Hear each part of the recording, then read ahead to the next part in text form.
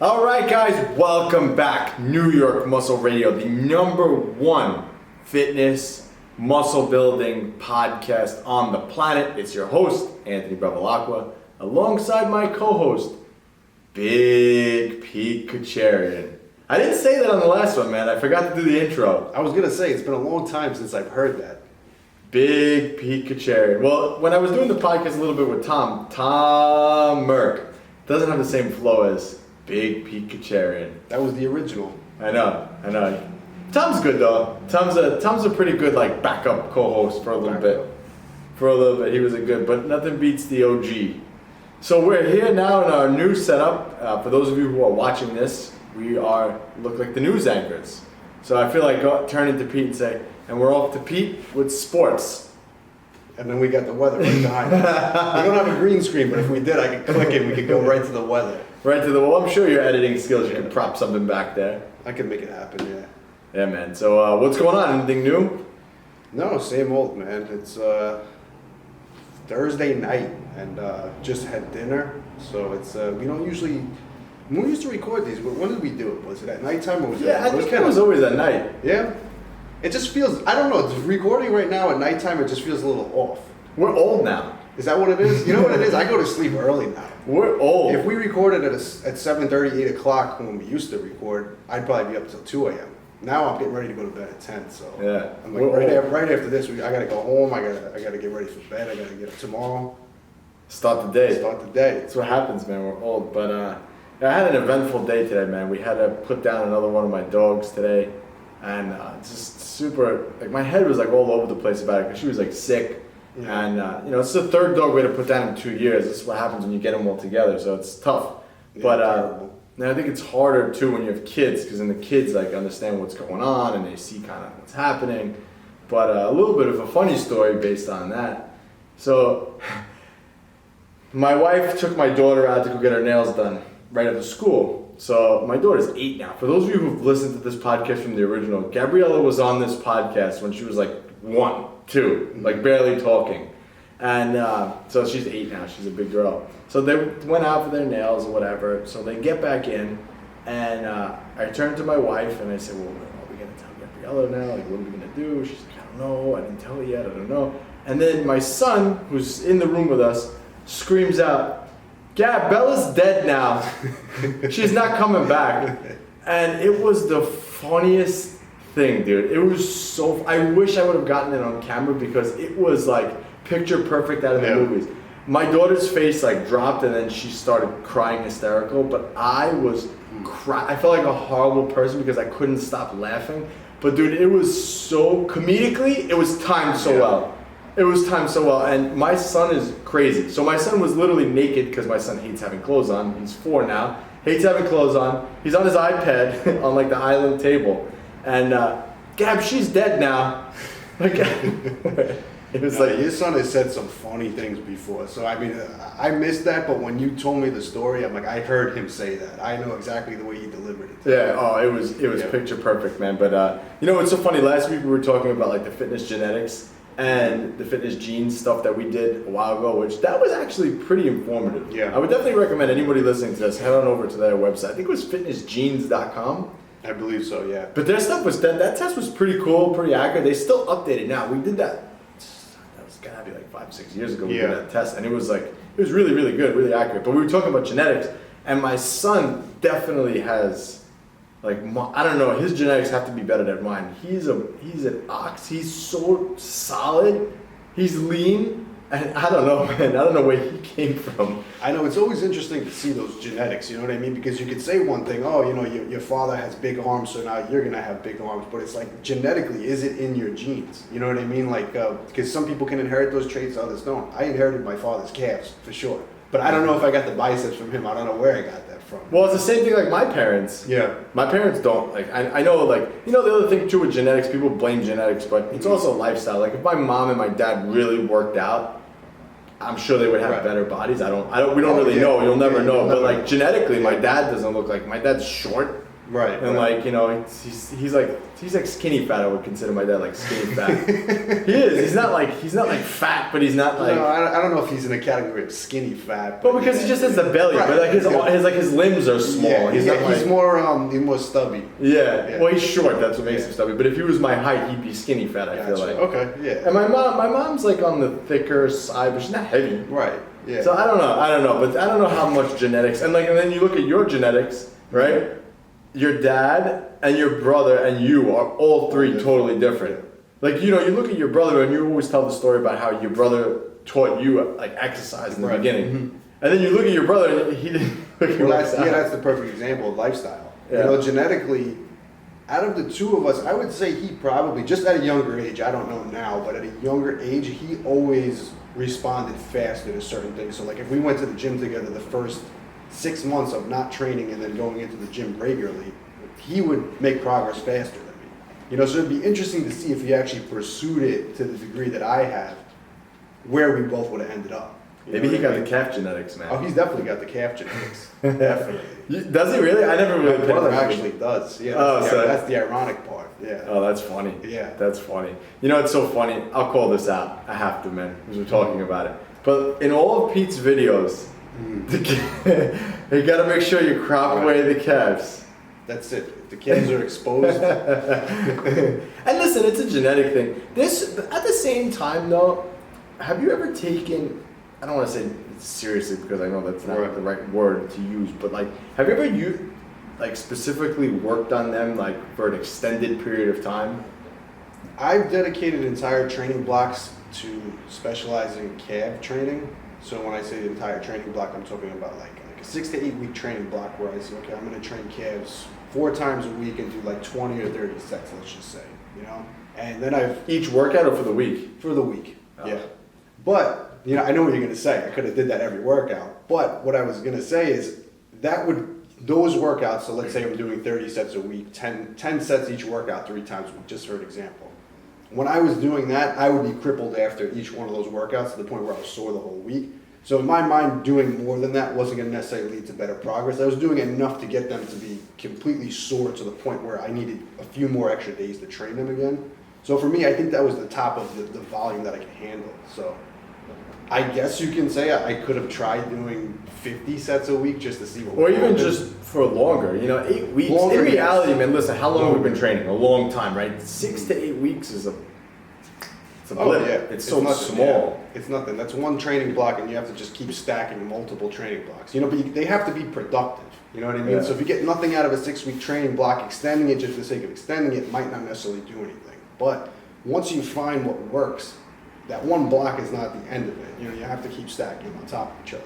That's the thing, though. I think that time definitely helps with everything. It just takes time, you know, and one of those things. And we're talking about genetics, so that's why I'm bringing this up. But it's just like, you know, maybe just that certain amount of volume over time, just consistently do. I mean, if you did that for 10 years, it's a significant amount of volume, you know. And listen, what is the most to respond to? Volume. That's all it comes down to, volume and like the intensity that you're using it. That's it. But over time doing that, it has to equal something, you know. I feel like calves and legs, like if those were real weak points for me, it's like so easy to fix. Because there's only so many movements you can do for calves.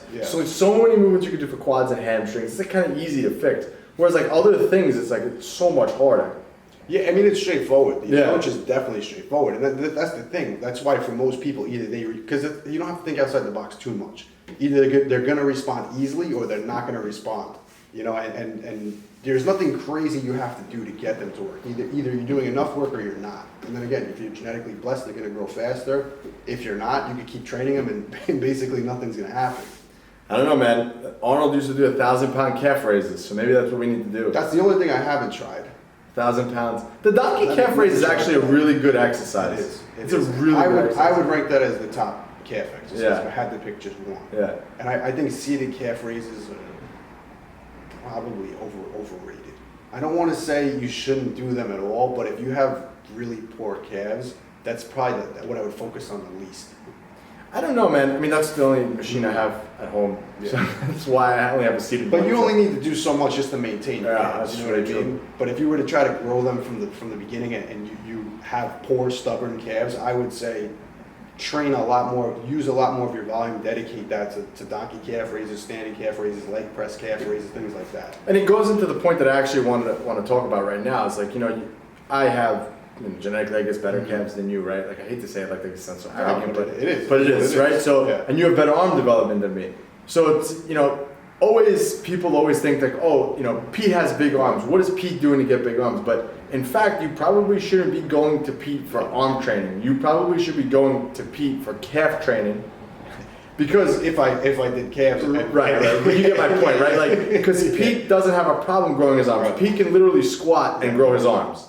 Whereas Pete's calves don't respond as well, so he needs to do more, he needs to understand more in order to do that. So it's the same thing with me. Like, I can't give you good calf advice because for me, it's kind of an afterthought. Yeah, just train them and they grow. But I could probably grow someone's arms faster than you can because I had to do that in order to grow my arms. So I hate when people do that. Like, even like they look at Arnold, like his chest. Oh, what did Arnold do for his chest? Arnold had a massive chest. What did he do for his chest?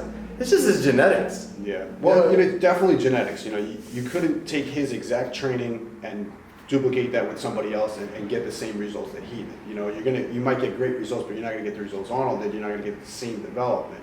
He did a lot of very interesting things with his actual training that I think definitely contributed to his success and his development to his chest that a lot of people don't. But again, just genetically, he was predisposed to having that as a standout body part for sure. He swore up and down by flies, and I don't get any. Development-wise, I get nothing out of them. I think that you have to have that movement because that's obviously what the pec does, is bring the arm across your body. Right. But for development purposes, I don't think it does anything. He swore by them. He said that used to be like better than his benching. He said that was like the number one exercise. I think that flies shine not because of the function or the fact that it's a fly movement, but I think it more shines to the fact that, okay, you can add more isolation work to your chest training by doing flies. There's only so many movements that you can do for chest that are isolation movements. Well, every single pressing exercise, whether it's flat dumbbell, incline dumbbell, barbell, whatever it is, dips, all compound movements, And obviously compound movements over time, and depending on what your program is, they're going to have more carryover, they're going to have more fatigue to other muscle groups. So it's going to hit the shoulders more, triceps more. And if you're trying to just focus on chest, the only exercise you can really use is the fly. So once you get in enough of those compound movements, the flies are kind of like the icing on the cake for adding an additional volume. Yeah. And then we're going to have the nerds coming on here. That's junk volume. That's junk volume. You can't do that. Can't do that. It's I hate that term because when people say junk volume, they just assume, that there's a cut and dry definition of junk volume. But junk volume, it's a lot more nuanced than that. Certain things for certain people is going to be considered junk volume, other people it's not. The exercise, the RPE, the intensity, all those things, it's going to be a little bit different. I would say the more advanced you are as well, the more exercises are no longer junk volume. For beginners, you know what I mean? So and this goes way beyond. We could go into a whole topic of this. This could be a whole hour discussion. But when you're squatting 500 pounds, your 405 squat is it's one plate less, but it's not going to be junk volume the way somebody who's squatting 135 is going to be squatting 45 pounds. Yeah, you know what I mean? It's very true, and I agree 100%. In the beginning, it matters more so. For beginner and intermediate, you need that extra volume. Guys, if you ever wanted to come over to my house or Pete's house, this is literally what you would hear at the table. And this is why these conversations and this podcast is so just like good, because this is literally what we like. If none of this was here right now, if our newscaster table wasn't here, our fancy mics, our headphones, we'd be having the same conversation, which is, it's awesome. So hopefully you guys get value out of this. And I want to say right now, thank you to everyone who messaged both of us on social media. I mean, we really, really appreciate the support, and everyone was so happy to have us back on. So it's nice to be back. Yeah, it's nice to be back. It is. Back on top. I mean, I had people message me that I hadn't heard from in like 3-4 years, and it was cool to see them still hanging around, They're waiting in the wings for us to drop this. That's what they were waiting for. I mean, we got the stuff back a little. I got it back. We recorded last week, so now we're on the second one. I just put the new one out, so we'll see, the timeline between when we get this one out. But it's fun to do this, man. And again, we're just spitballing here all this stuff, and it's so funny how well we blend. Right. And you know, it was funny. I was thinking about this the other day. We got to the point where how many episodes did we do? Dude, I don't even know. We were like at 200 somewhere around. It had to be more than that. It had to be whatever it is. But I felt like at a certain point when we got up to 200, I was like, what else is there left to talk about? We conquered it all. You know what I mean? And not to say that like, you know, that's it. You've got all the information you need about fitness. Just go and train it. There's nothing else to learn. There's always new things to learn. There's always new things to share. But after a while, I was like, you know, bodybuilding and fitness, it's like you could get so advanced with it, and you could get so scientific, and you could find out all the little intricate details. But at the end of the day, it's like the basics always work. And once you have that foundation to take it and run with it, the best thing you can do is just keep experimenting with it and keep the foundational stuff in there. And there's nothing new or like revolutionary that's going to change. I don't think anything's ever going to come out now where we're going to say we made a revolutionary change. Well, I guess if we could look back at, over the 200, 250, 300 episodes, whatever we did, what has our views changed? It's a good question. Since the beginning? I had to really think back to what the hell we were doing then. Very little, but there's definitely some things that I would probably go back now and I would change slightly. I'm trying to think because I don't know exactly what I might have said or recommended in like the first 10, 20 episodes. Which we should probably go back and look at that. That would be interesting to see what we would change. But I would say my views have changed a little bit more as far as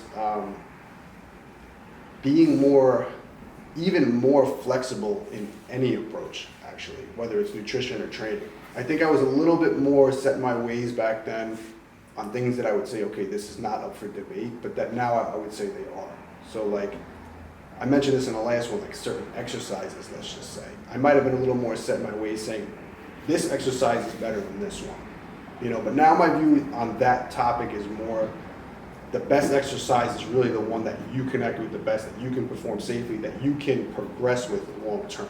So if you say that's a barbell squat and I say it's a hack squat, for me, those are the two best exercises, but for you it might not be the hack squat. You know, for me it might not be the barbell squat. Same thing with nutrition. You know, I might have said back then that I don't know exactly what I would have recommended as far as a range of, let's say, protein requirements. But I would say the range is probably a bit larger now, I would say, than what I recommended originally. You know what I'm saying? Yeah, like, I go outside a lot of the things that I was originally a little more strict with back then. You know, it's so funny, and people miss this.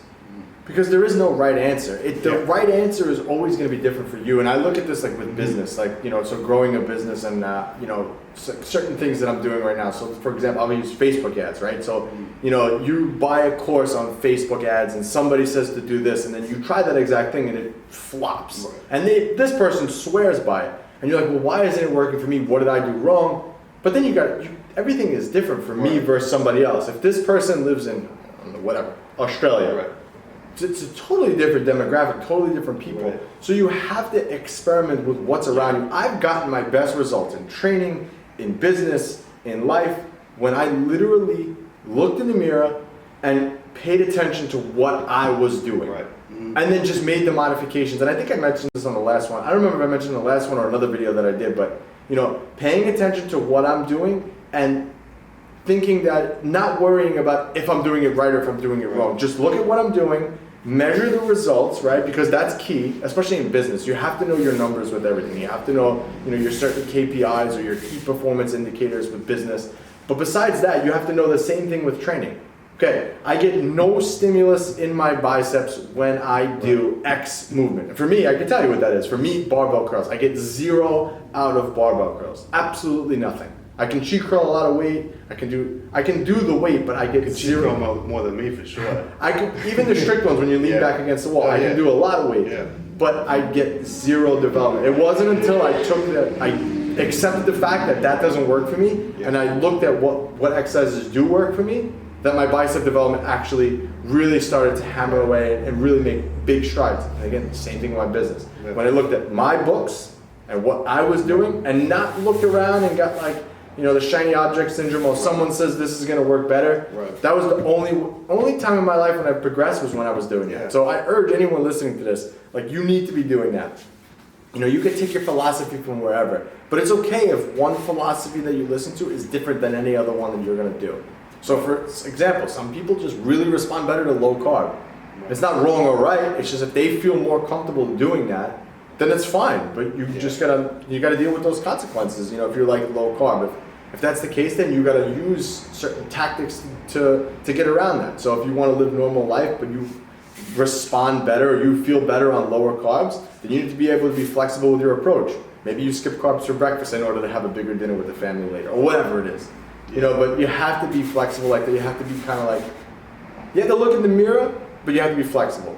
Yeah. You can't look around. You can't. And you always have to be flexible with your own approach. Even if you determine, okay, I do better with lower carbs, you need to understand that, okay, right now that's how things are. There's so many other variables going on. You know, if your training changes, if your lifestyle changes, if your stress levels change, you know, these things might not work the exact same way 6 months from now that they're working right now. And again, you got to look at yourself and understand what's going on. Okay, is progress getting better? Am I going backwards? Am I maintaining? And then you have to adjust accordingly. You can't be set in the way where you say, this works for me, that's it, I'm never changing anything. You know, you always got to keep reevaluating where you are. I know, man. And your body changes over time too. That's the thing that, you know, most people don't really, like, no one, I don't want to go down this rabbit hole, but no one talks about like the things, because no one has survived. No one has done it that long. Right, like me and you are, we've been in the trenches. Right. We've been doing this for over 20 years at this point. So we have the experience, but once you start getting older, your body starts changing. That is in fact true. Right, your body. I feel old saying it, and I always used to make fun of guys saying, "Oh, I can't do this anymore. My shoulder, my back, my knee." But I'm experiencing plenty of those things now. I would say it started at like 30. Well, your body definitely changes, but I think even your body changes. Not that I think, I know it changes even with nutrition. Oh yeah, like the way your nutrition, like absolutely, high carbs works when you're younger. Maybe you don't respond the same way. I mean, I know myself. I feel like I'm having not digestion problems. It's like the wrong way to put it, but like it's definitely harder for me to digest things now than it was when I was younger. When I was younger, I could eat anything, and it was just going on a very aggressive bulk was like it was easy. Now it's like that's the biggest chore in the world for me. Yeah. You know, not only do I not have the desire to do it, but my body doesn't respond the same way. You know, I used to eat 2,000 calorie meals and then go train hard. Now I have a 2,000 calorie meal. I'm going to sit on the couch and I'm not going to be doing anything for 2 hours. You know what I mean? I know. And I'm not talking even about laziness or energy level. Like my body's just going to hate me for having to process all that food. And again, someone told me this, and I think this is really good advice.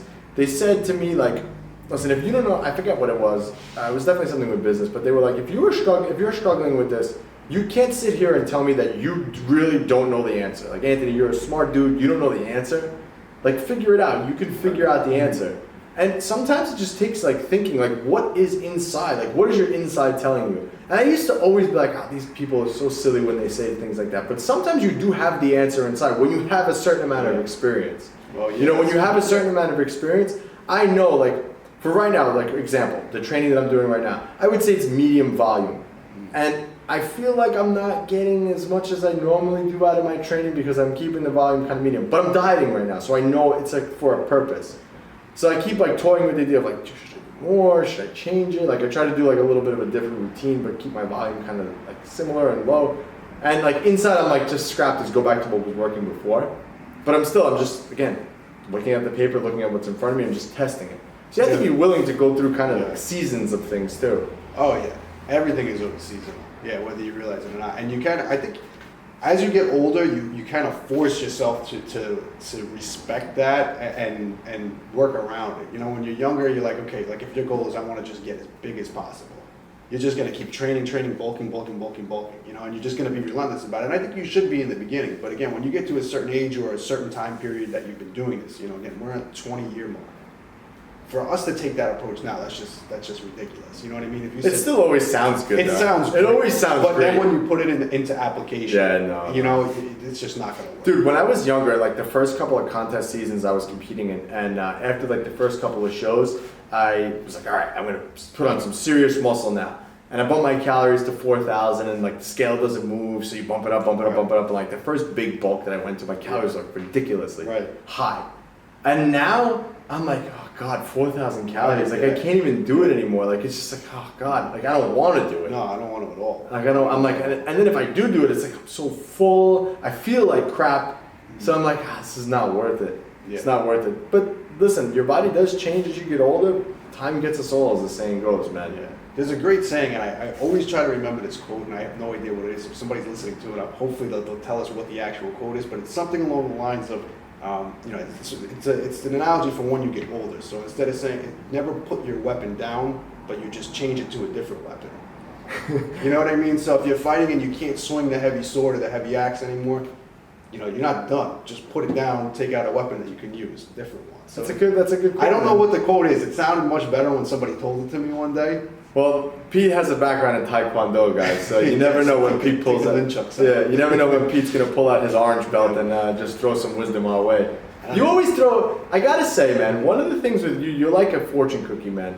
You're very rough on the exterior, but every once in a while you crack that open and there's a gem on the inside. And you've said on this podcast these Peteisms that have literally stuck with me my entire life, like sitting in my entire life, but since we've done this. Like the other one that I'll never forget was focus. Follow one course until successful. That was one. The second one was, dude, I'll never forget this. We were in the gym one day, we were working out, and we were doing biceps or whatever, and you were fucking profusely sweating. Profusely sweating. I'm like, dude, how are you sweating? Yeah, how are you sweating right now? It's just doing arms. He's like, I just look at him and I treat my curls like you treat your squats. And it instantly shut me up because I'm like, damn, he's so right. He is so right, especially for me because I'm always trying to bring up my arms. But I was like, wow, I'm so right. So the Peteisms, we gotta add that one to the list, man. I gotta find out the weapon never gets heavier. What is it? I don't know what it is. That's what I'm hoping somebody. I should look it up. I want to look it up. It's something along the lines of it's in reference to when you get older. Don't put the weapon down. You just change the weapon. So whatever. That's a good analogy. I'll have to look it up later because it's going to take me forever to find it. Yeah, these Peteisms, but they last. They're lifelong lessons that Uncle Pete is giving you guys here on this podcast today. But again, man, it just boils down to personal preference, and I think people got to be okay with all that. Yeah. And knowing that, But for someone new, I would say for someone just starting out, maybe someone just finds this podcast today, and hopefully they leave us a 5-star review. That always helps, and they subscribe, obviously. But they find this podcast today. Total opposite rules apply for you. Oh yeah. That's the one thing I don't want to get people confused with is that and we've talked about it before. The approach that you start with is not going to be the approach you do when you advance. So when you're just starting out, there's so much information out there for you to just soak up. Take the basics and run with it. You don't really need anything else. But then again, apply when you get more advanced years down the line. Apply what we're talking about now. But to start, keep it simple. If you make it too complicated out of the gate in the beginning, you're causing yourself more harm than good. My business mentor told me a saying, and he said, there's different stages of business. You have a stage 1 business, stage 2 business, stage 3 business, stage 4 business, and there's certain things in there that, certain levels that you kind of got to cross. Like in the beginning, you're doing everything by yourself. In the second level, you hire people and they start doing tasks for you. You're still in the business. Third level, you're more systematizing things and so on and so forth. And there's certain milestones for that. But the same thing with training. When you start, you are a stage 1 person, and your goal in the beginning is to last. Yeah. That's the thing. And I tell this, obviously for those of you who don't know, I have multiple training facilities. We're actually in one of them right now. So if you're watching this, you'll see the big thing in the background. But, the first thing you need to do is just to last. Because you can do anything for 6 weeks. But that doesn't mean anything is going to happen. You can get ripped in 12 weeks. But again, if you stop, nothing's going to happen. So your first stage is just to last. Yeah. And you know what it is? You have to get past a certain point for anything to really stick, too. Oh, work, yeah, because exactly. people get results in 6 weeks. They get results in even 6 months.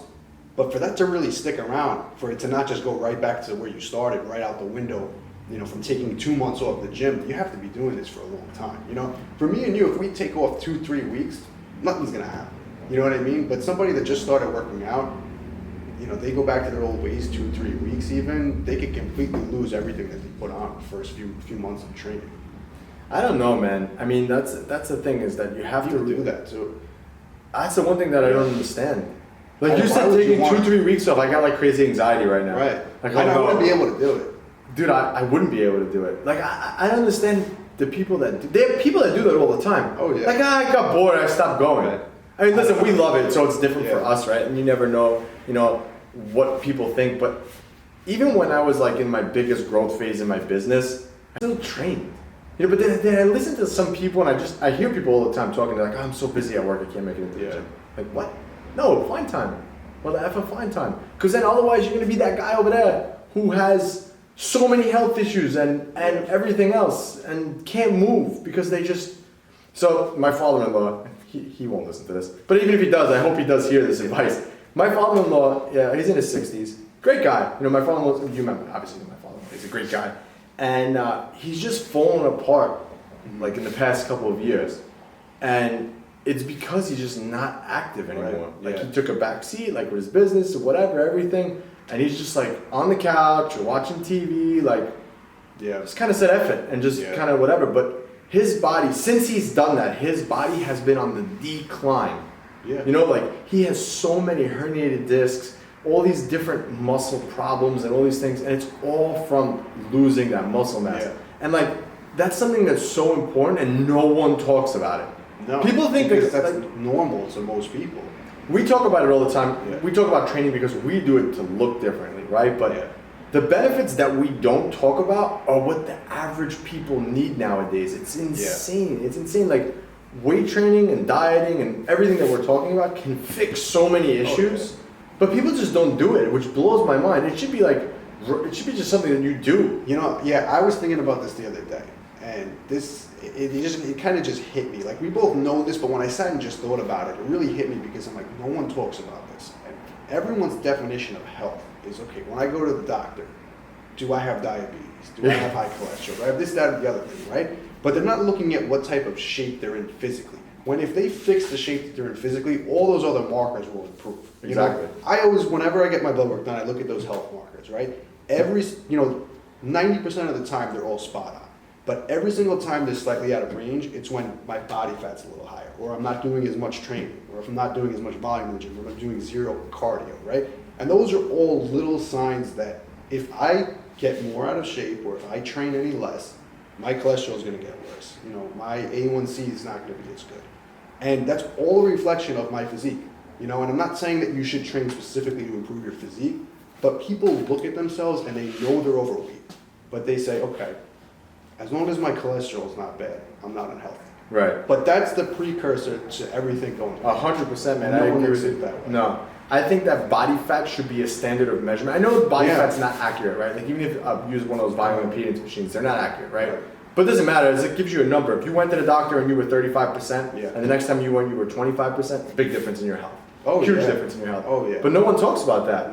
No one talks about that. I think people should understand, okay, if my body fat's over a certain level or if my muscle mass is not high enough, that right there is going to be the marker for health. It should be. Definitely. Because again, everything's going to follow it. Everything. Your blood work is absolutely going to follow it. It's so true. It's so true. Because again, when you weight train, there's a lot of benefits that happen to your body. Even the way your body digests carbs, the utilization of protein that you're going to have. I mean, there's a ton of things that happen. Everything. And it's so true. It definitely is a marker of, and you're always going to be healthier. I think they even came out with studies that talk about this, but you're always going to be healthier when you're in a calorie deficit. Absolutely. Every time, again, I use my blood work as a reference for that too. I just, out of curiosity, obviously, like I said, whatever I do, whether it's bulking, cutting, maintaining, my blood work and my health markers are all like relatively in the same range. But whenever I get blood work done and I'm dieting, those things are like on point, like perfect, textbook, You can tell we're getting old, man. Yeah, I look at this stuff a lot more now, and it makes me curious too. Because again, at our age, it's not like something that we would have to seriously worry about. As long as no matter what we do, our blood work, even if it's not perfect, is still very good, right? But it makes me wonder if I change things. So if I say I'm never bulking again, if I always keep my calories a little restricted, if I always do a little more training volume where I'm doing more cardio, let's say, how much more life is that going to add on for me? What type of longevity would I get at? I mean, then we're going to get into a different conversation. I mean, you could also go outside right now and get hit by a bus. And it doesn't mean anything. Yeah. So it's interesting when you look at it like that, because most people... Of course. Well, for us, it's just so funny, me and you think about these things, but we're probably the least amount of people who should be thinking about these things. Yeah, that's what I'm saying. I'm already aware that, as long as I'm still training, I'm eating healthy, I'm checking all the boxes that I need to make sure that I'm living a healthy lifestyle. But when we talk about optimizing it makes you wonder how far down the rabbit hole you could go. Well, then they have all these other people who what are they called? Biohack. Yeah, they do all these other things like. That's the thing. Those are the people that don't want to check the boxes that need to be checked. If you want to check every box off. So you're saying, okay, let's keep my body fat in check. I'm weight training, I'm dieting, I'm doing all this other thing. And then you want to go crazy and you want to start doing all these biohacking things. Okay, but a lot of the people that want to do it, they want the cheat code. Like, I don't want to go to the gym. I don't want to train. I want to just take this supplement and I want it to fix everything. You know, it's funny because I'm dieting now. I don't even know how long it's been, maybe 6 weeks or 5 weeks or something like that. And every time I diet, I'm always like, oh, I hate this. I hate this. I know I have to do it, but I'm like, I hate this. And then I always say, I wish, you know what I'm going to say? I wish all I had to do was just eat healthy. Yeah. Because my life would be so easy. We'll get there one day. We're not there yet. Even 20 years later, we're still not there, but we'll get there. Yeah, that was like one of the things, when we first started, it was like, you just have to eat chicken breast and sweet potatoes and you're going to grow a ton of muscle. Right. Mm-hmm. And that's like the furthest thing from the truth. But if that really was like the truth and that would work, I'd be the happiest man. Eat as much chicken as you want and you'd grow. Like if nutrition was as simple as it used to seem. Well, people still follow that philosophy too, or promote it, I would say, but not everybody. I haven't heard it in a while. People, you know how many questions I get a day about it, like, is it okay if I'm eating this, this, and this? And I'm like, well, it's all in context. Are you eating more calories than you're burning? Are you trying to diet? Are you trying to gain muscle? The questions sometimes that I get with nutrition are frustrating because it's like you can't answer them in a yes or no question. It's all in context. Right. So somebody says to me, is this meal plan good? And I'm eating chicken, rice, chicken and broccoli, chicken and sweet potato, whatever. And say, okay, well, what's your goals? Are you trying to gain weight? Are you trying to lose weight? It really all depends, Yeah. It's Again, people just want that one plan and they want to keep it forever. I found the magic formula. It never works. The funny thing is, if you tell the people that answer that you're just telling us right now, it's like, no, but what am I eating? Right, exactly. What am I eating? Do I still eat this stuff? Right, and like, do you suggest something else? Yeah. Yeah. It's funny how you're still very much in the body, from your YouTube channel, you have a bigger following with like more bodybuilding type stuff. Like mine is like a total opposite questions, like how long should I run this promotion for? Or should I run this ad? It's like all business related stuff, which is cool, like it's different, but it's just like it's the same concept. I was gonna say, isn't it funny how similar all the answers are? Yeah, it's always in context. I mean, we talked about this before, but like I said, Facebook ads. Right. Like someone could I could literally have this campaign that works so well, hand it to you in a different zip code, and it would work totally different. Right. And it's just because you have to test, you have to like learn. It's almost like you need to learn a framework for everything. Yeah. It doesn't matter what it is. You need to learn the framework, and then just adjust that framework for what you need to do. Right. Even like with sales, different approaches work for different people. Right. Different things. I could teach you the best script in the world. If you're reading it, nothing's going to happen. You have to make it your own and talk in Petisms. Yeah, exactly. If it doesn't fit you, it's not going to come out the same way. Right. It's the same thing with training, the same thing with everything else. Exactly. Pete, if you came and sold for us, man, you'd always tell the people, listen, I don't want you to put down that sword. I'm going to give you the gun. You guys should put that in the script. You guys should add that in there. Listen, Mrs. Jones, I'm going to tell you right now, life, as you get older, it's like the weapon starts to get heavier that you find life with. But we want you to put that blade down. Here's this cannon. Right, exactly. Called AB Fitness. It's a very light cannon. It's very powerful. Yeah, it's going to blow away everything. Here's the dotted line. Go ahead. You got it. That's it. Everybody's going to sign up. Yeah, but, again, like we said, it's just about having that framework, man. And it's so funny how, I don't remember if Arnold used to say this or Skip LaCour used to say this, but bodybuilding does translate over to everything in life. I used to hear that all the time, but like now that I'm like, I don't want to say away from bodybuilding because I'll never be away from it, but now that I'm like more involved with other things. Yeah, you're focusing on other things. I see it more now with that than anything else. Like, holy crap, it's the same thing. It's reps.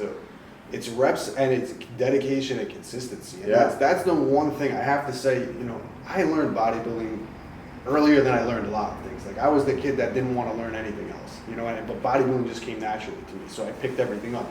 And then I started to realize, honestly, it took me to like 25 to 30 to realize that if I took the same exact approach that I did with bodybuilding with anything else, I would have got great results. And it was just all about the formula and the consistency and the dedication, and applying it relentlessly over time that got me results. And I never looked at anything else like that. I always just looked at like, okay, I have success in bodybuilding because I enjoy it, which is true. That foundation makes everything else easier when you enjoy it.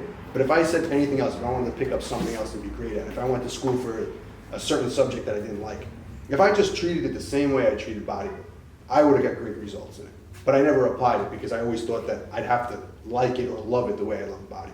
But you can hate something, get great results from it if you treat it the same way. Yeah, it's so true. Yeah. And it's never the one thing that's going to do it. I own a bunch of real estate property now. We talked about this last time, I think.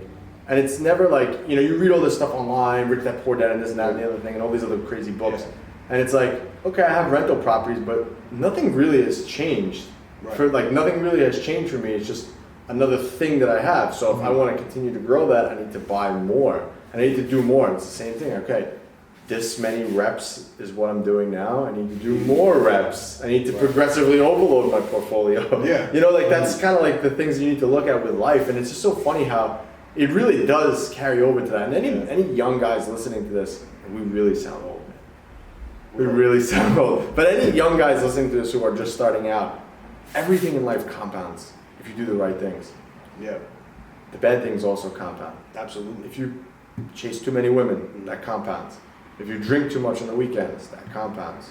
Like somebody out there right now who is your age. I know there's plenty of kids who are, younger than us who have $1 million, billion-dollar businesses.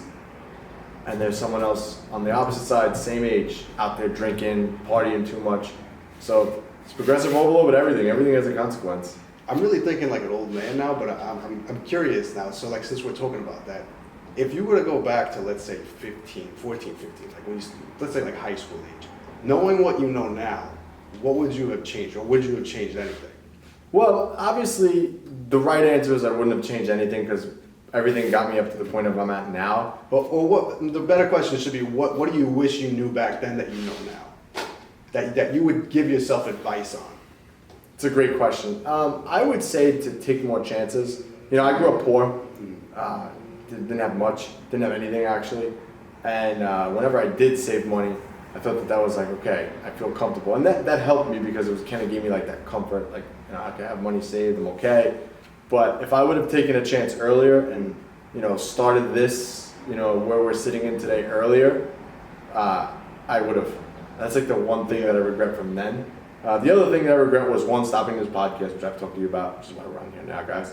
And, we also had like a really good thing going with selling products and stuff like that. And I would like to start that back up. And those are like the two other things, like that's more recent in my life that I regret. But other than that, I really don't regret much. Like that one point when I was younger, I was like 17, I had just like learned personal training and I had a bunch of clients and I was gonna take a chance on starting something then. But I was too scared and I was doing it by myself and I just, no, I'm not gonna do that. But if I would have taken that chance then, I think it would have been very, very different. I think it would have been very, very different. But other than that, I probably wouldn't have changed much, to be honest. Well, that's good. Yeah, I probably wouldn't have changed much. What about you? I think I would have changed a lot. What would you have changed? You know what? And again, this is something I always talk about, how like once I turned like 25, 30, I started to change my whole philosophy on a lot of things. And I think during that time period, I learned a lot about myself, I learned a lot about life, and I kind of realized that the approach I took the first 20 years of my life wasn't the best way to go about everything, and I tried to live my life a little bit differently. Well, what did you do in your 20s that you feel like was wrong? Yeah. I don't know if wrong is Well, right. the biggest thing, it wasn't necessarily what I did, it was more of what I didn't do, but it was mostly because how I grew up and the people I grew up around. Like you mentioned, you grew up poor. I didn't necessarily grow up poor, but I grew up in a community where a lot of people around me were very wealthy. My family was very middle class. So in my mind, I was poor for where I grew up. And the whole thought process that I had growing up is, they're rich because their family's rich. My family's this way because they are, and that's just the way things are. And this goes beyond financial things, like whether you feel like you deserve something or you don't. I always felt like as a kid, or up until I was in my 20s, that those are all fixed things. You have no control over it, it's just the way the world is. And I accepted, I guess, for the first 20 years of my life that this was the type of place I lived, this was the type of people I knew, these were the people I associated with, this was the career path I was going to go down, and that these things were opened up to these people just through birthright, let's just say. I came from this family and this is where I was going. And, I started to learn over time that, that really is just a mindset, you know, and So you got complacent, basically. yeah, I would say I lived the first 20 years of my life complacent. Yeah, and you know, once you start experiencing things and you work outside your comfort zone and you realize you're capable of more than you think you are, and you know you're capable of doing things that you didn't think you were capable of, you start to realize that again, if you apply yourself in the right direction, you know, sometimes I feel like a guidance counselor when I talk like this, you know, like if I were to tell my younger self, listen, if you apply yourself, you can do anything. But the truth really is, it's not about just applying yourself and saying, okay, if I go to school and I study, but if you mentally make that mind shift where you say, listen, you know, this is what I want to do, this is where I want to go, you can do it, but you just have to, again, apply, like I said, what you applied to bodybuilding. That's how I got, you know, results in bodybuilding. If I would have picked any place to go or do anything, I could have achieved it, but first, mentally, I had to accept the fact that, okay, you can do it, you're not fixed, you're not stuck here. So that was till 20, and then what about to where you are now at 70? At 70 now, I'm just still trying to get by. That's it. I'm over the hill. I'm just trying to enjoy the last few years. I'm just chilling. I mean, that's a good question. I would say it's probably more of the same thing. You know, I think that the thing is, whenever you take yourself outside your comfort zone and you start to try to progress in life and you try to move on up, new career paths, new things like that, new lifestyles, it's very easy to just say after you make that little adjustment that, okay, I pushed myself past my limit, this is as far as I go. You know, and I think as I've gotten older, again, that's just the one thing I've always tried to focus on is saying, okay, you don't have to stop here. You know, you can keep going, you know, if you want something else, you can switch it, and not to be afraid to change courses completely either. You know, there's been things that I've focused on for years at a time, thinking I'm going in the right direction. And then, you know, accepting the fact that I said, okay, I don't want to do this anymore, I want to change, you know? Yeah. And I think as you get older too, you start to accept the fact that, you know, life changes and you kind of have to, you know, you always have to reevaluate where you are. And if you're going in the direction you want to, keep going. If you don't, you change courses. Yeah. I just gave everyone a life lesson, man. They're going to be like, wow, what happened to these guys? They used to be so fun and cool. What happened? What happened in the last 3 years? Yeah. Lots happened. Like, damn, is this the same podcast as the last one? You know, we're cursing on there, you're spraying and praying. A lot has changed. A lot has changed. But, no, I mean, like I said, no one talks about these things. No one. And if they do, it's like, I don't know, it's not the same. I don't know, it's not the same. But, you know, and again, bodybuilding is really the answer. And I always say this, fitness has given me everything in my life. And it has. I mean, you know, the life lessons, everything has come from bodybuilding, which is crazy. Like that thing, you know, and I guess this is kind of like when you look at it from a bigger picture, like if Arnold never saw that movie in the theater and said, oh, I want to be the best built man in the world, would I be here today? Right. Or would half of everybody else who adores to be Arnold like be here? Like, would you? Like, if you didn't see Arnold. Did you ever read, what is that book called? I think it was the book Outliers by Malcolm Gladwell. Yeah, it's a good book. And I believe it was Outliers. And they talk about specifically how the people that end up like great in Arnold Schwarzenegger, they might even reference him in the book, I'm not sure, but he would be the perfect example of somebody they're talking about. I think they did actually. No, I could be wrong, but I think it was about swimmers. They talked about the swimmers. They did a lot of great examples, but they even talked about like the hockey team, the Canadian hockey teams, and like the ones who were the best hockey players all were born by a certain time period in the year because they happened to be a little bit older, you know, and then, but it wasn't just that, it was every little thing led up to them being the best. You know, same thing like they referenced, I think Bill Gates and a few other people. And if you were to look at everything they did, so many things fell in place that if they weren't there, they might not have been as successful. Not to take anything away from them, but it's crazy how when you have talent and then you have, you know, the ability to put in the effort, but then you're in the right place at the right time, how all that stuff compounds.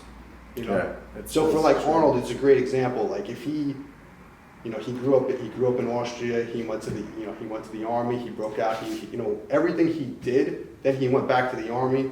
They heard he won a competition, and then they put him in a training camp. They said, you know what? You should get put in jail, which he did get put in jail, but you know what? We want you to represent us. If he wasn't there in that time, he might not have gotten the opportunity that he got. Or the push. Or the push, too. He might have just quit. You never know. Or, if you think about it even more, what if he would have listened to his parents?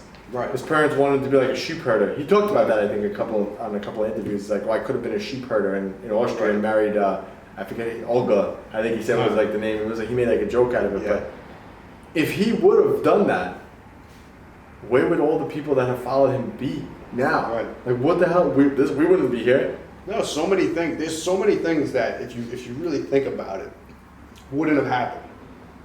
We wouldn't be here if other people didn't do certain things, or if we weren't in. You know what I mean? Like, me and you know each other because we both happen to like bodybuilding. Like, if one of us decided, I don't feel like working out anymore, which like people do all the time, you know. If that's actually true. I never thought of that because like, me and you would have never met. Right. That's what I'm saying. Like, what if at like. That's true. What if at like 18, 19, I said, you know what? After 5 years, whatever it is, bodybuilding, I want to do something else, and I just quit, So I guess we're kind of going down this rabbit hole, so we're just going to continue it. We're just going to change this to rabbit hole podcast. Yeah. Just whatever's at top of mind. Yeah. So bodybuilding is not existent. What is peak Khatcherian? That is a great question because I have no idea. Think, man. There's got to be like something like where would peak? Well, we know that the calves would probably be the same size. Well, I'll tell you something very interesting since we're going down the rabbit hole, and I think about this all the time too. My friends and the group of kids I hung out with when I was in high school, like I started bodybuilding at 14. I started getting obsessed with it by like 15. So from freshman to sophomore year was kind of my break-in period. By sophomore year, I was like hooked. Like what people were doing at 15 was not what I was doing. The group of friends I hung out with specifically, like a lot of them did a lot of really bad things, and like stuff that I probably would have gotten a ton of trouble with if I didn't have bodybuilding. A lot of my friends, a lot of bad things happened to them, but fortunately some of them no longer with us either. And bodybuilding was that one thing that kind of kept enough distance between me and them that I would say, if I didn't have it, I would have definitely went down the same path a lot of them had. So who knows what would have happened beyond that, and like I said, I picked it up from such an early age that if I didn't have it, I think everything would have been compounding from where I was going at 14, 15. Isn't that crazy? It is. And I hear this a lot lately. You're one decision away from changing your life. It's so true. It's so true, man. So true. Like seriously, think about it. If Arnold wanted to stay in Austria, where would fitness be? Right. Period. Fitness. Bodybuilding probably wouldn't have been a thing. Yeah. It probably wouldn't have been what it is now, that's for sure. Yeah, it definitely would have been. I mean, it would have been no Arnold Classic. Right. It would have been weird. It would have been weird. It would have been just take him out of it. And then somebody else would have had to fit, not replace him, but in place of him, there would have been somebody else where someone said, listen, he's the greatest bodybuilder of all time. Who would have been? Lou Ferrigno? I don't know. Because Franco wouldn't be around if it wasn't for Arnold, probably. Because Franco was powerlifting. Yeah. It'd be very interesting. You take one person away, and everything changes. Jack LaLanne would be the face of fitness. Yeah. I don't know. That's a great question when you think about it. All the gyms would just be juices. Yeah. The Jack LaLanne juices. Some people are like, what the hell is he talking about right now? Jack LaLanne, yeah. It's funny, man. Some people don't even know, who he is. Jack LaLanne, yeah. So many other people. That guy was actually a beast. Yeah. He was like 90-something and swimming the whatever sea in Britain, at 90. Yeah. At 90-something years old. I met him. And his wife was he's telling us, me, my dad, and my friend, and Yuri, my best friend, he's telling us about how he's going to swim. It was like the year before. Yeah. And his wife's there with him, and his wife's like, he's so stupid, I don't know why he's doing this. And he's like, I'm going to do it, don't worry, watch, you'll see, I'm going to do it. And he did it. And it's like, that's impressive, man. That's impressive. Yeah. That's super impressive at that age, too, no less. I mean, when you're people that really have a passion for fitness, it never goes away. No. It might change and shift to something else. I always wonder when let's say I get to the age where I'm too banged up to actually train hard and heavy, what else am I going to be doing? I'm definitely going to be doing something, but what else am I going to train? I have my training routine already laid out. I'm just going to do one body part a day and just go nice and easy, go for feel. Do you ever think about that and try to force yourself to not transition out of bodybuilding, but to round yourself a little bit more? Not do it, but think about it. Yes, but not when it comes to fitness. I'm not really, I hate cardio. I hate doing cardio. I don't think anyone likes doing cardio, but I hate cardio.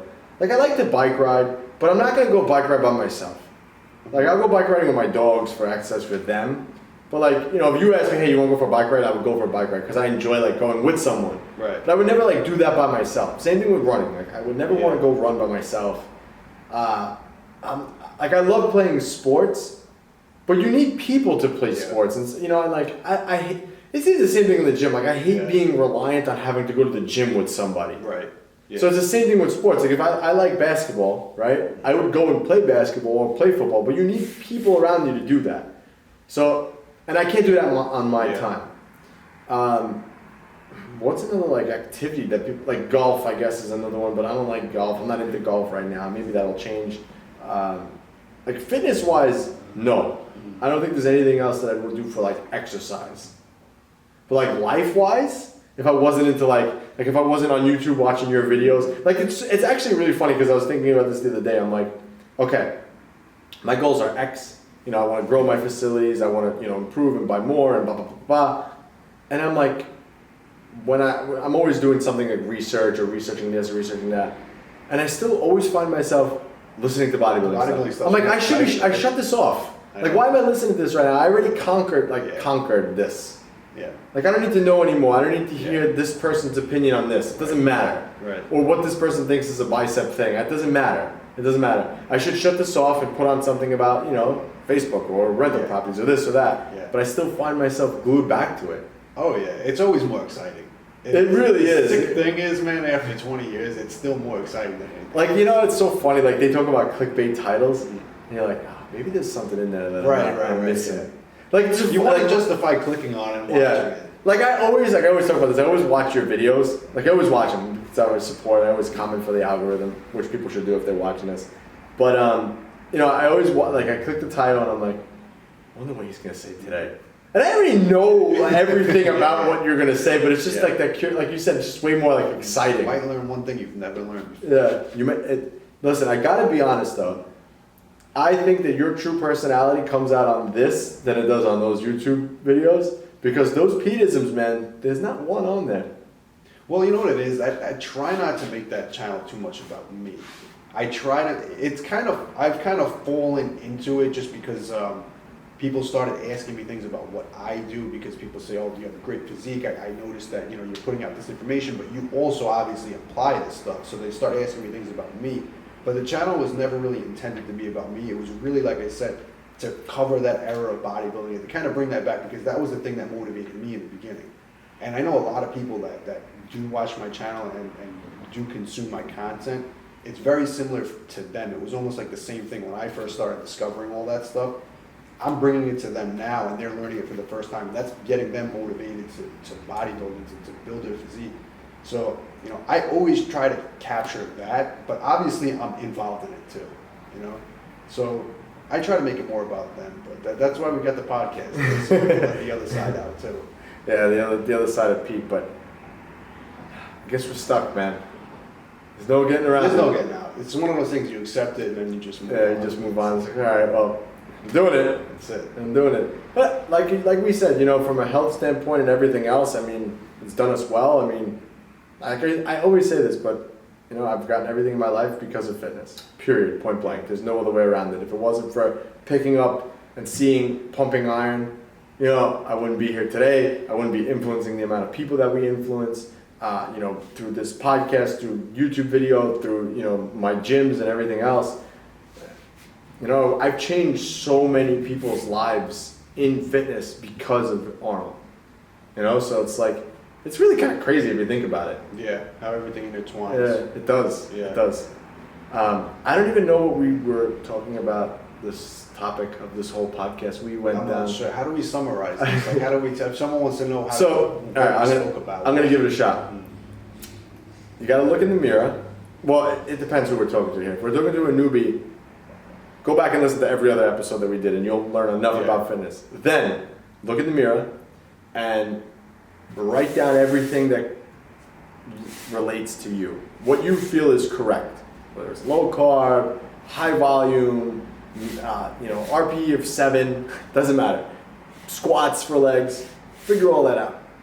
Then take that information and apply it, and apply it, and adapt. Apply it, adjust. Apply it, adjust. And like a horse, you know, it's funny, when horses run on the track, they have blinders on, right? And the reason they have blinders on is because if they see another horse, they'll run into each other. So they put the blinders on so all the horse sees is what's in front of them.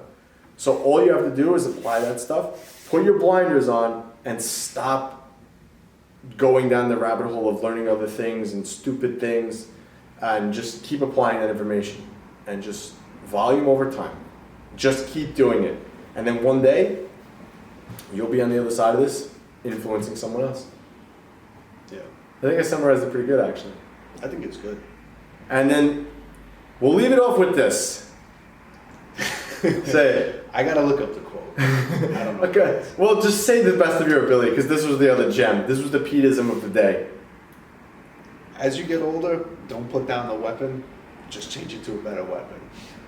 And with that, guys, New York Muscle Radio, Anthony Bevilacqua, Pete Khatcherian. Give us a like, comment, do whatever you have to do below. Subscribe, 5-star review, buy our stuff, and we'll see you guys on the next one.